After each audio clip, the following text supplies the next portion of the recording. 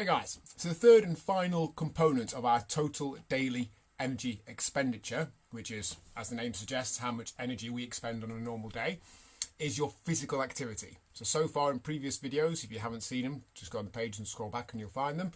I've explained how that TDEE is made up of your BMR, your basal metabolic rate, your body's energy requirements at rest, plus your TEF, your thermic effect of food, the amount of energy your body uses to break down the food to then use it.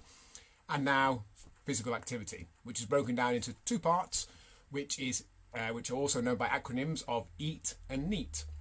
Non-exercise activity thermogenesis, so energy burnt by activity that isn't deliberate planned exercise, and EAT, exercise activity thermogenesis, so the energy you use to an exercise.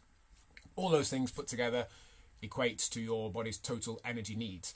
And if the amount of energy going in through food and drink, obviously, is less than those total daily energy expenditure needs, then that extra energy will have to come from somewhere, from fat stores. If it's more than we need, that extra energy will have to go somewhere, namely said fat stores. And your physical activity generally equates for something around 15 to 30 or so % of your body's energy needs, which is mainly dictated by how active you are. So someone who is fairly inactive, their activity will equate to about 15% of that TDEE. Someone who's very active, it'll be about 30 odd %, 32, something like that. And whilst that on the face of it seems a big difference, it is a doubling of the energy used in activity. In the grand scheme of things, it's still not all that much. The difference between an active and an inactive person's energy requirements will only be about 15% or so, which isn't really that much in the grand scheme of things. And it's a lot of extra effort to do all that extra activity, that extra movement, that extra exercise, purely to gain an extra 15% on our calorie requirement for the day. It's way, way, way easier to make up that 15% or more by changes to our eating. Not necessarily by going hungry, but just being a bit more aware of portion size. Maybe making some tactical adjustments so we can have similar volumes of food, or maybe even more, and reduce the calories going in from that.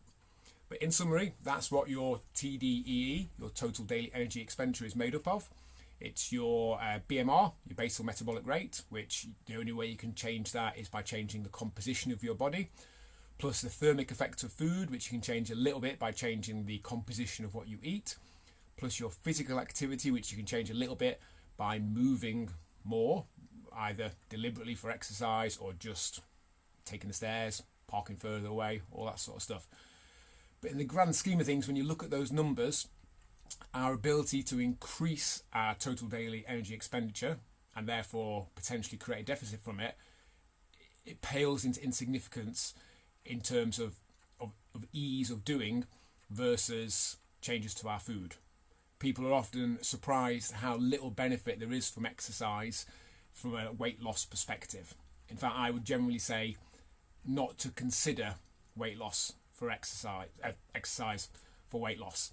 Not that it won't help, not that it can't be part of an approach, but I find if we think of the fact that we're exercising for weight loss, first of all, it kind of almost seems that exercise is a punishment for that nice food that we enjoyed, and also we're liable to overestimate the benefit of it.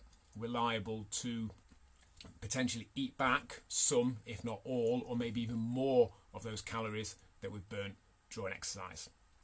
So that's it, guys. That's what makes up your total daily energy expenditure. You don't need to remember those numbers, but hopefully what you've got from that is that it's way, way easier to make adjustments to our eating if we're looking to lose weight than it is to change our total daily energy expenditure. As always, let me know what you got from this by commenting below and give the video a like.